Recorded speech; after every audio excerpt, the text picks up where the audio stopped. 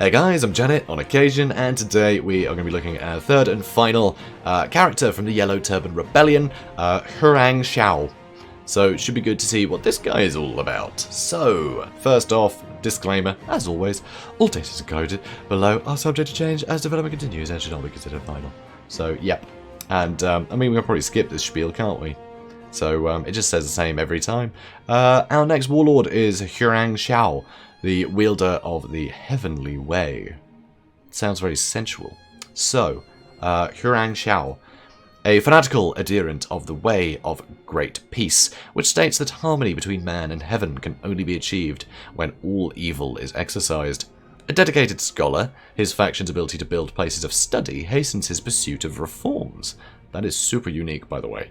Huang Shao holds those under his banner in great esteem, hastening their development and working to keep them happy and calm.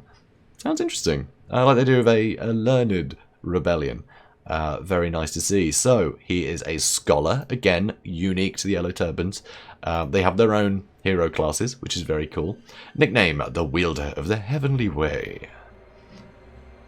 Great massage parlor. Who is he? Huang Shao is an adherent of the Way of Great Peace, which states that harmony between... This is the same, isn't it? Okay, for Huang Shao, there can be no compromise in his beliefs. There is only the way of the yellow sky, and all who oppose it will be rent asunder. Okay, I take back what I said about the massage parlor. Huang Shao is a scholar and thus embodies the virtue of humility. While wiser than most, Huang Shao does not fall prey to arrogance. Instead, he constantly seeks to increase his knowledge and the knowledge of others in order to better understand the will of heaven. Of all the remaining Yellow Turban leaders, Huang Shao is the one who is most loyal to the teachings of Zhang...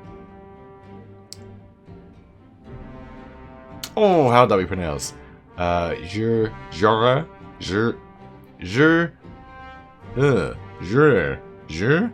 just be Zhe. Or Zhe. Zhang Zhe. Zhang Zhe. I don't know, something like that. Sorry guys, this is a combination of letters I am as yet to decipher. So, the original founder of the movement. This allows him unique insights, with which he hopes to guide the Yellow Turbans and ensure the path laid out by Zhang Zhe is not lost or forgotten. His playstyle. Huang Shao devotes himself to study, and so his faction is the quickest to progress through the path towards enlightenment, provided that enough places of study are constructed in the territories that fall under his influence. This makes it important to pick the most beneficial reforms to study, and as Huang Shao can potentially pick new reforms more often than others, this allows him to adapt to changing circumstances more quickly. I've noticed that a lot. When you're picking reforms, it's often, what do I need now? You know, it's tough to think long term. It's hard for you to specialize in one particular avenue without having to occasionally go off and do something else, which is really rough. It can be really difficult because suddenly you'll be going up one bit of the tree, hoping to get, say, more income from industry or something, and then suddenly you realize that your farms are at a dead end. You can't upgrade them until you do another reform, and so you have to quickly do that the next time you get a reform, and so you have to yo-yo around a lot sometimes. So just getting more reforms, reforms quicker is huge. So that's massive. That is really good, because there are some great bonuses in that tech tree. So yeah, he can be very powerful. Huang Shao holds those under his banner in great esteem, hastening their development, building gardens to keep them happy and calm their minds, and going on assignments to locate characters with special, powerful traits in order to bolster his forces. Interesting. Building up those in his trust... Sorry guys, still got this cough. Anyway, and then supporting them with elite Yellow Turban units is Huang Shao's path to victory. As a scholar and devotee of the Way of Great Peace, Huang Shao's army is made up of particularly zealous individuals. Initially, Huang Shao's army relies on the Yellow Sky Heralds and Archery Masters, but more will be drawn to his cause as new reforms come into effect over time. Yellow Sky Heralds are resilient, devoted shock troops, while Archery Masters are small, elite, long-range missile units capable of whittling away lightly armoured enemy forces from afar. So, okay, Sounds good. So is Guanxi here. Huang Shao starts with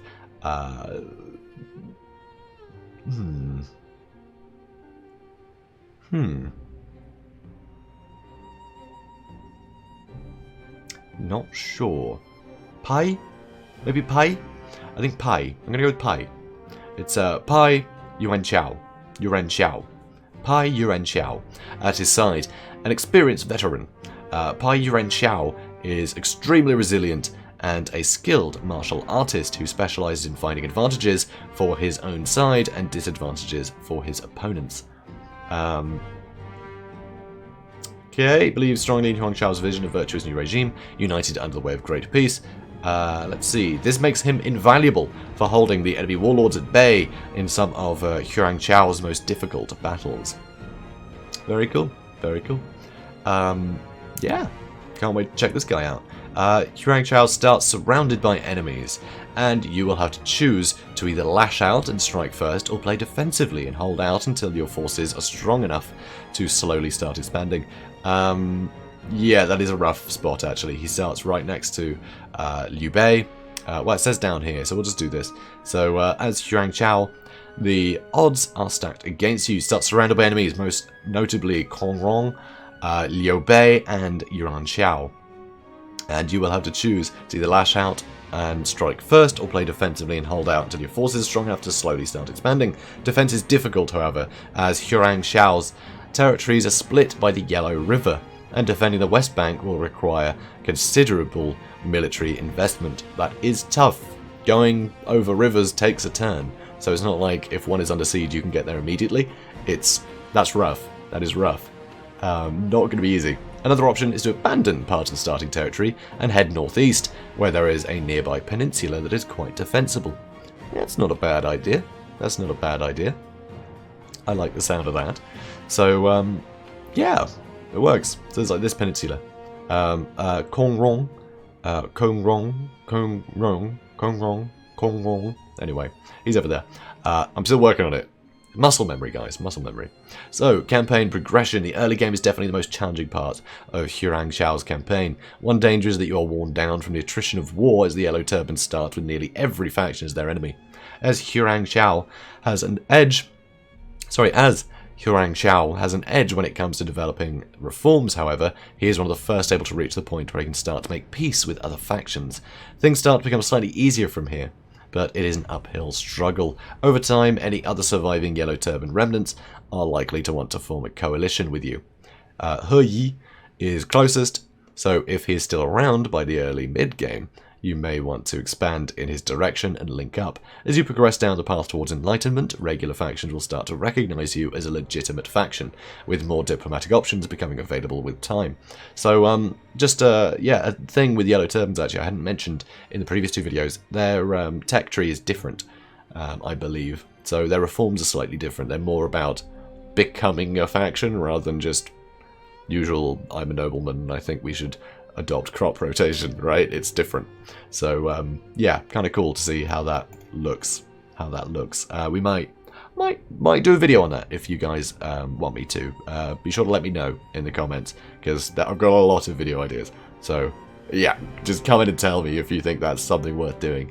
And if you see someone that has said that, and you can't be bothered to comment, just like it.